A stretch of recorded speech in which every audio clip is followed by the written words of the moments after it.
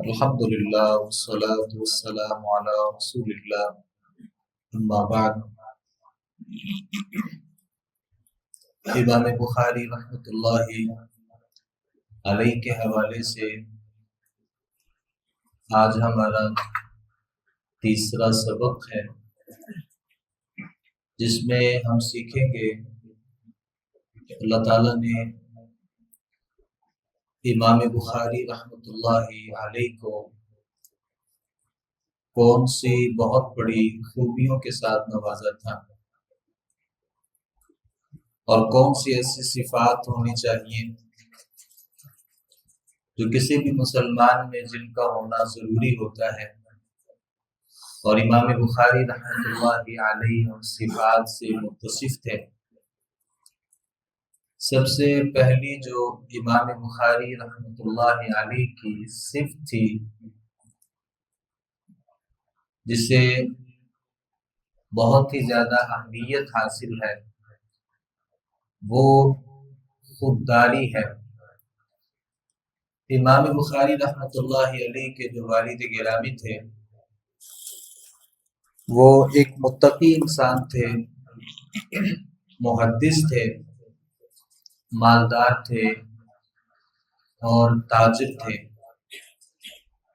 اپنی ساری زندگی میں انہوں نے کبھی بھی اپنے مال میں حرام کے لقمے کو شامل نہیں کیا، اور امام بخاری رحمۃ اللہ علیہ کہا کرتے تھے کہ میرے والد گرامی نے مجھے یہ بات کہی ہے کہ میں نے جس مال و دولت سے تمہاری پرورش کی ہے، اس میں کوئی ایک درہم بھی ایسا نہیں ہے جو حرام کا ہو، بلکہ حرام کے درہم کا ہونا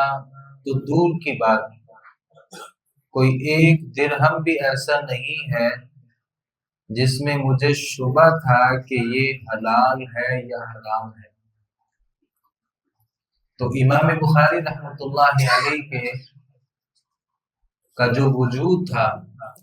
اور جو ان کی پرورش ہوئی، اور امام بخاری رحمۃ اللہ علیہ کے جو پرورش ہے وہ جس مال و دولت کی وجہ سے ہوئی، وہ حلال کا روپیہ اور پیسہ تھا۔ اللہ تعالیٰ نے مال و دولت کے ساتھ بہت زیادہ نوازا تھا۔ والد جب فوت ہوئے تو وراثت میں امام بخاری رحمۃ اللہ علیہ کو بہت ساری زمین ملی، جسے وہ ہر سال 700 درہم کرائے کے عوض کسی کو دے دیا کرتے، اور ہر ماہ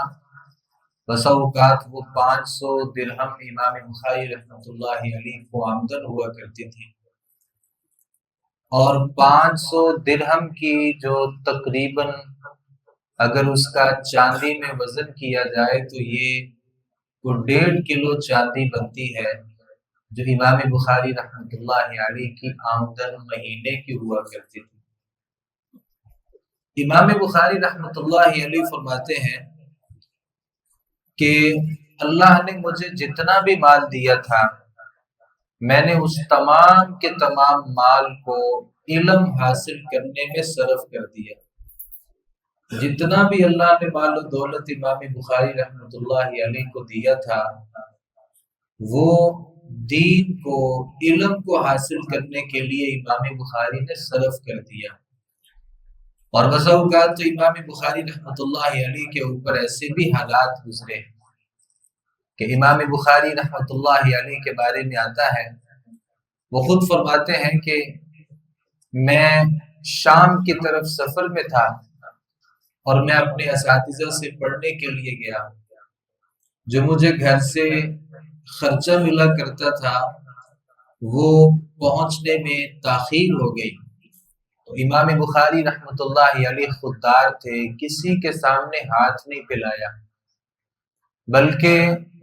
پتے کھا کر کے امام بخاری رحمۃ اللہ علیہ اپنا گزارا کیا کرتے،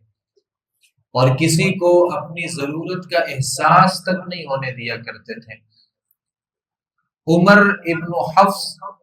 کہتے ہیں بصرہ میں تھے، امام بخاری رحمۃ اللہ علیہ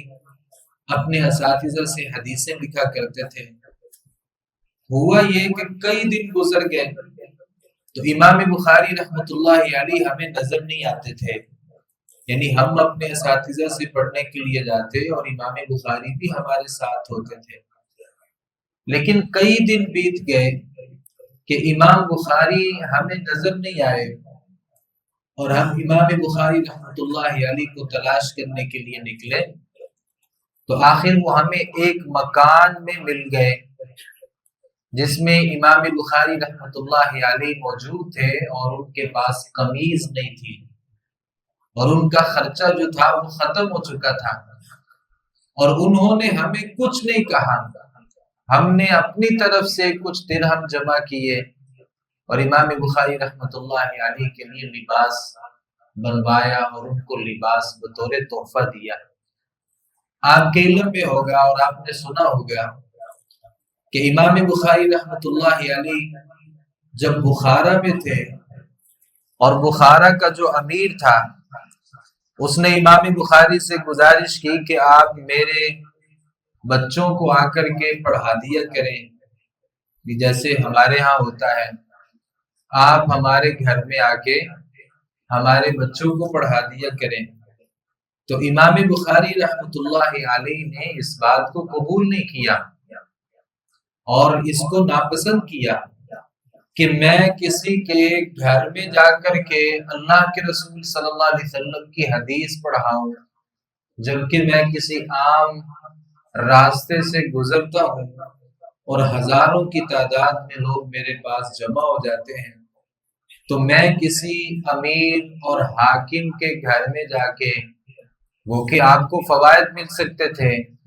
اور آپ کو بہت سارے مال و دولت آپ جمع کر سکتے تھے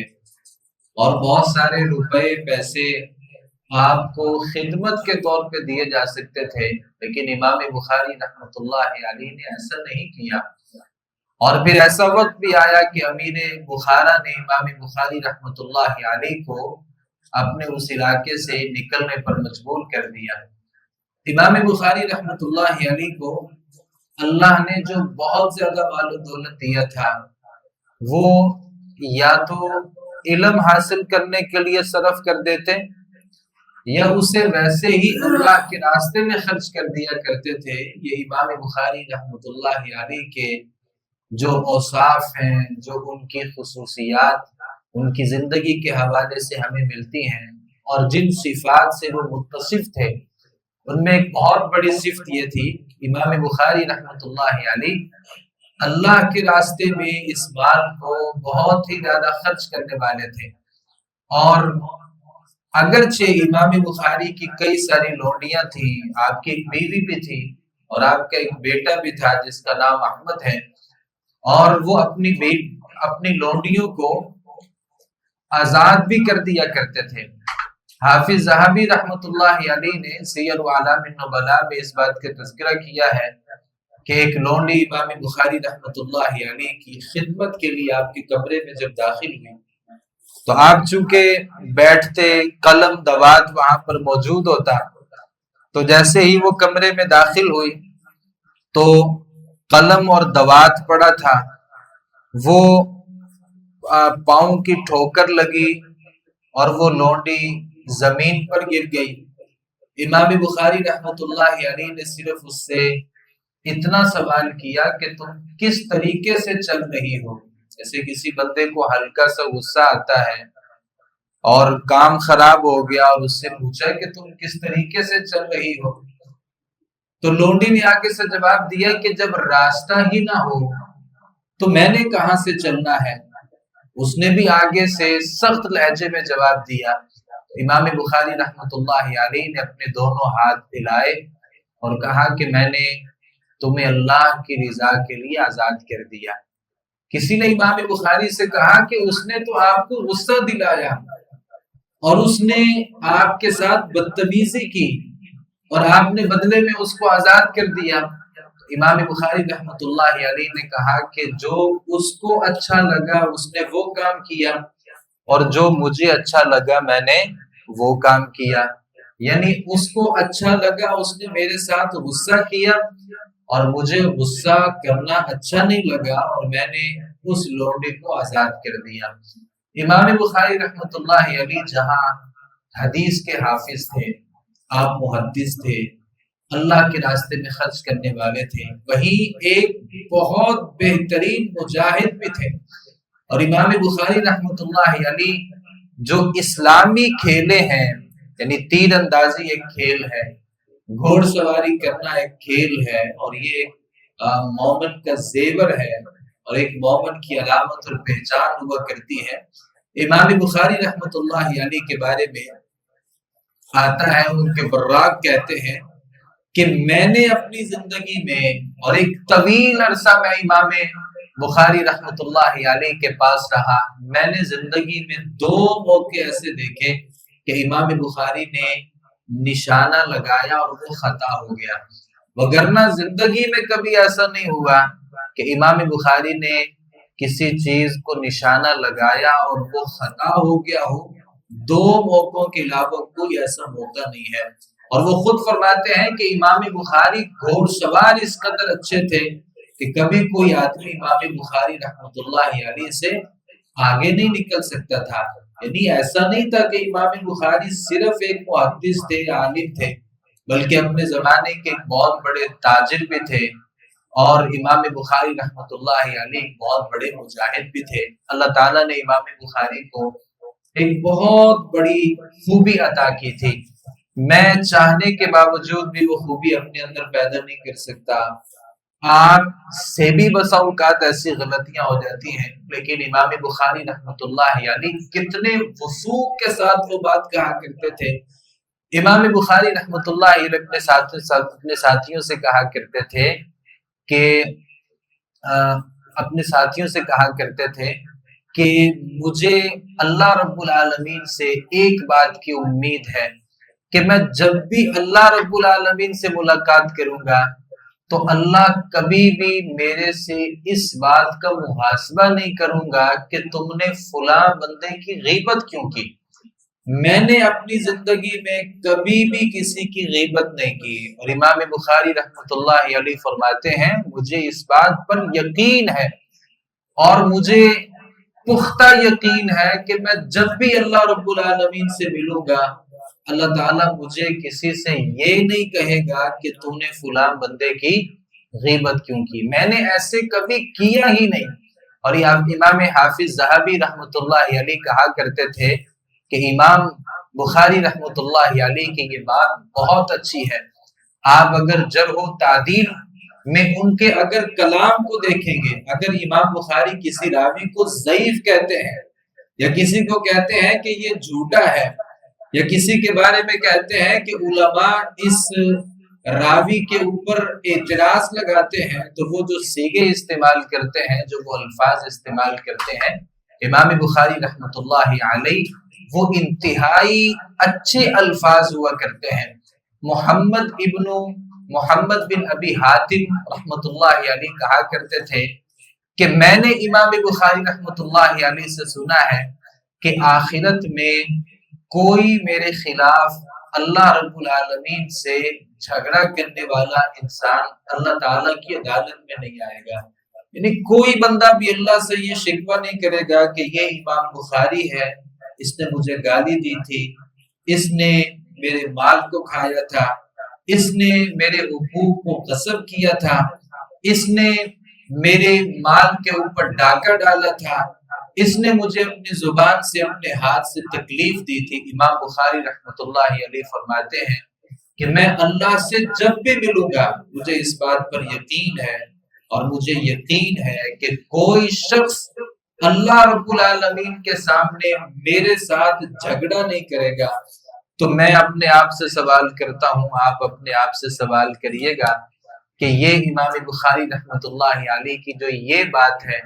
کہ کوئی شخص اللہ کی عدالت میں میرے بارے میں شکایت نہیں کرے گا، کیا میں اپنے آپ کو اس حل سمجھتا ہوں، اور میں اپنے آپ کو کیا تسلی دے سکتا ہوں کہ میں اگر اللہ رب العالمین کی عدالت میں جاؤں اور میں پختہ، یعنی یہ ایک اپنے ساتھ، یعنی پختہ طریقے سے یہ بات اپنے آپ کو سمجھا سکوں کہ کوئی بھی بندہ اللہ سے میری شکایت نہیں کرے گا، اگر تو ایسا ہو سکتا ہے تو یہ امام بخاری رحمۃ اللہ علیہ کی ایک خاص خوبی تھی۔ اللہ تعالیٰ نے ان کو عبادت کرنے کا جو ذوق دیا تھا، اور اللہ رب العالمین کی جو بندگی کی ایک تڑپ تھی امام بخاری رحمۃ اللہ علیہ میں، شاید ہی دنیا میں انبیاء صحابہ کرام کے بعد اگر کسی ہستی میں وہ جو ایک عبادت کی تڑپ تھی اور ایک جو علم کی لگن تھی، شاید امام بخاری رحمۃ اللہ علیہ سے بڑھ کے کوئی انسان نہ ہو۔ انہی کے وراق کہتے ہیں ابو عبداللہ امام بخاری رحمۃ اللہ علیہ، رات ہوتی اور نماز تہجد کے لیے اٹھتے، آپ 13 رکعتیں رات کو پڑھا کرتے تھے، اور جو ان کے ساتھ تھے، جو ساتھی تھے، جو ہر وقت امام بخاری رحمت اللہ علیہ کی خدمت پر معمور ہوا کرتے تھے، انہوں نے کہا ہے کہ کبھی بھی امام بخاری نے رات مجھے جگایا نہیں، بیدار نہیں کیا، بلکہ خود ہی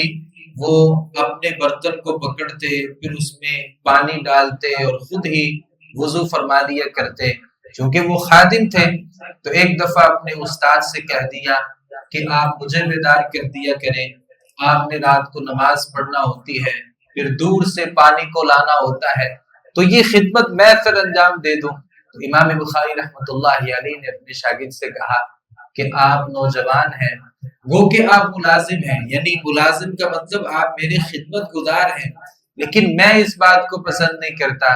کہ میں عبادت کے لیے آپ کو تکلیف دوں اور آپ کی نیند جو ہے میں اس میں خرابی کا ذریعہ بنوں۔ امام بخاری رحمۃ اللہ علیہ قرآن مجید بہت زیادہ پڑھا کرتے تھے، اور قرآن مجید کی جو تلاوت ہے اس میں امام بخاری رحمۃ اللہ علیہ کو اللہ نے خاص شغف عطا کیا تھا کہ آپ ہر 3 دن میں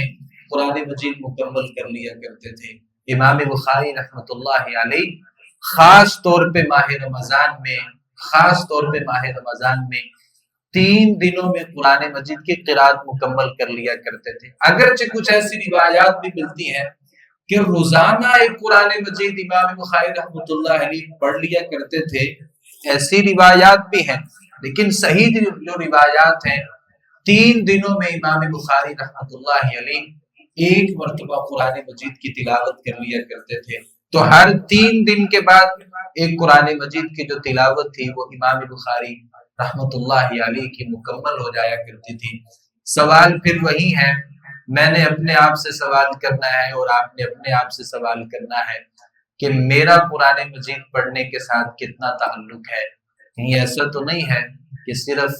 سال میں ایک دفعہ رمضان ہی میں قرآن مجید پڑھتا ہوں اور کبھی تو مجھے وہ بھی توفیق نہیں ہوتی۔ تو امام بخاری جیسے تھے، اللہ رب العالمین نے جو انہیں خوبیاں عطا کی تھیں وہ بہت بڑی خوبیاں تھیں، اور ہمیں کوشش کرنی ہے کہ ہم نے بھی اپنی زندگی میں آئمہ محدثین کا جو راستہ تھا، جو سلف صالحین کا راستہ تھا، اس کو اپنانے کی اللہ تعالیٰ مجھے آپ کو توفیق عطا فرمائے۔ ما علینا الا البلاغ المبین۔